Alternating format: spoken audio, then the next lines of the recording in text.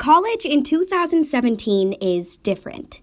It's different than how college is in Europe or Asia or Latin America. It's different than how college was 40 years ago, even just for our parents. Oh yes, Chapman, the tuition at Chapman is outrageous compared to, say, what it would have been when I was here. But also I look at where the UC system has gone. Also, the tuition there has probably, gone up tenfold since the time that I was here. So it is definitely gone way up. I read today that you have to make $84,000. If you make $84,000 in Orange County, you're considered low income. So everything changes and everything goes up. And the university's grown tremendously and offers so many more programs and so many more things for the community. Mm-hmm. It's different because for the first time ever, paying for a college degree is unrealistic for most people in this country. Even if you are in the upper middle class, get perfect grades in high school, and receive financial aid, you still might not be able to afford a degree. So if you're like me, and you attend a university that already costs more than $60,000 a year, and you hear through the grapevine that there is a 4% increase in tuition, you're going to start asking questions. So, where is our money going? And how is this communicated to students? Well, here's what we figured out. College in 2017 is different because our system is broken. Hundreds of thousands of students started classes at colleges and universities, and one thing is increasingly clear. By the time they graduate, most students are going to be leaving with a lot more than just a tacky polyester robe and a copy of Oh, the Places You'll Go that their tearful aunt got them. They'll be leaving with this. 7 of 10 graduating students left college last year in debt.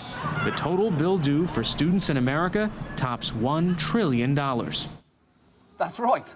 Student debt in the US is now bigger than debt from credit cards and auto loans, and is second only to mortgages. Essentially, student debt is like HPV.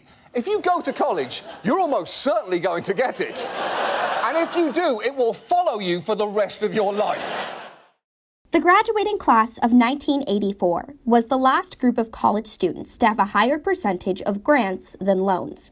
Since then, this trend has been exponential, and put simply, the government has put less and less money into higher education. This was part of Ronald Reagan's famed fiscal reforms.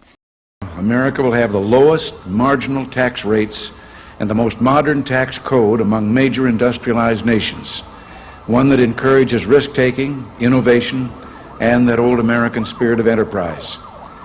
We'll be refueling the American growth economy with the kind of incentives that helped create record new businesses and nearly 11.7 million jobs in just 46 months.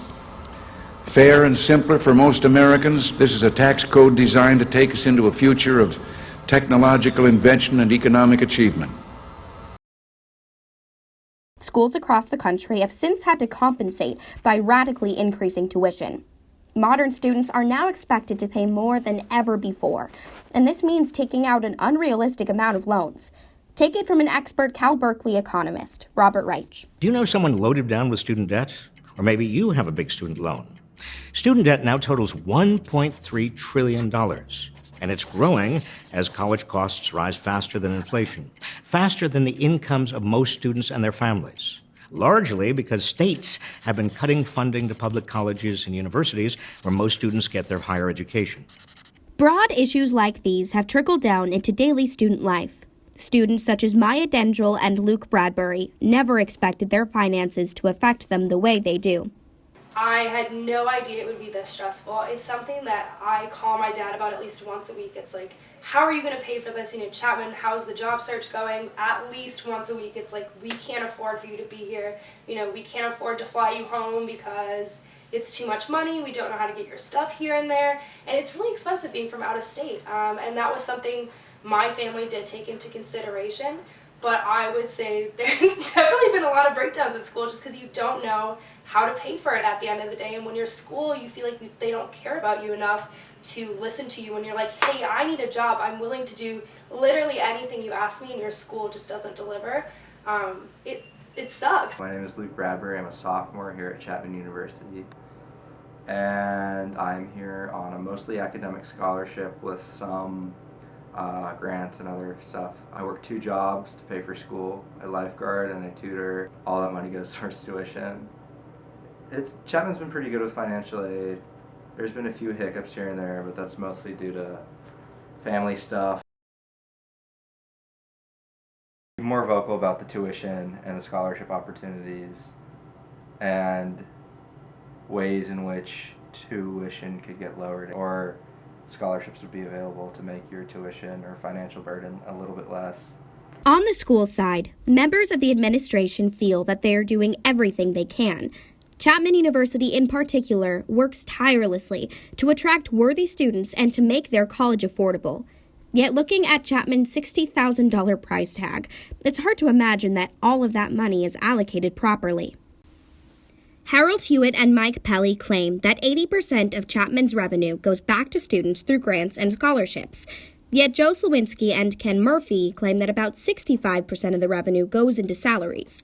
Either way, we are paying our employees a lot of money. But who gets the most money?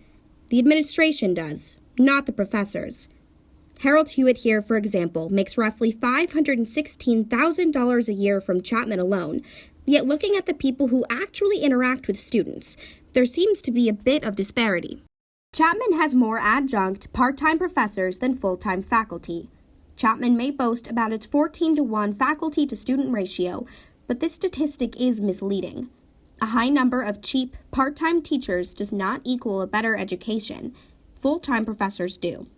The happier teachers are with their treatment by the school, the better their teaching is. Yet the school is not actively using these funds to create full-time professors who can actually change a student's life. They do this to save money. But then where is this extra money being redistributed? We're in the final year of the most recent 5-year plan.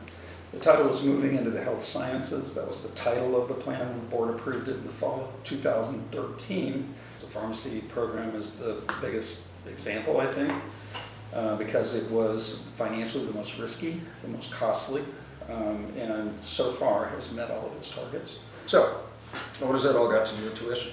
Okay. Well, we very carefully calculated the cost of building out these programs. And we look at all of the sources of revenue, all the expenses associated with the organization, and then we target knowing that 75% of revenue to build out these programs is coming from net tuition, both graduate and undergraduate. We keep hearing about this 5-year plan. The school wants a competitive edge to attract more students, so current students' money is put toward future programs. For the next 5-year plan, Chapman believes that the science department should rank higher nationally so that more students will come here. Therefore, we are sending money toward that department. So our money is going toward our reputation, just so that we can beat out the reputation of other schools. When we ask where our money is going, we are met with the answer that about 80% of Chapman's tuition money goes back into helping students pay for school. Administration believes that this makes them the good guys. This may seem simple, but why don't we just lower tuition by about that 80%?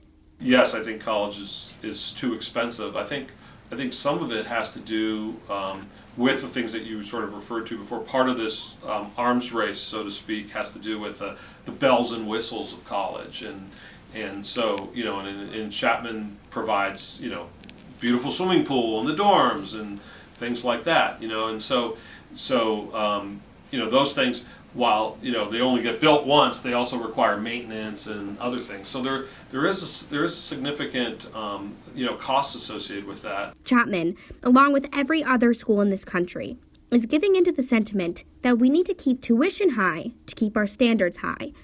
Yet this is an unsustainable, selfish plan, because by the time my kids go to college, it will be $600,000 a year to get a degree. So what matters more? Reputation or education?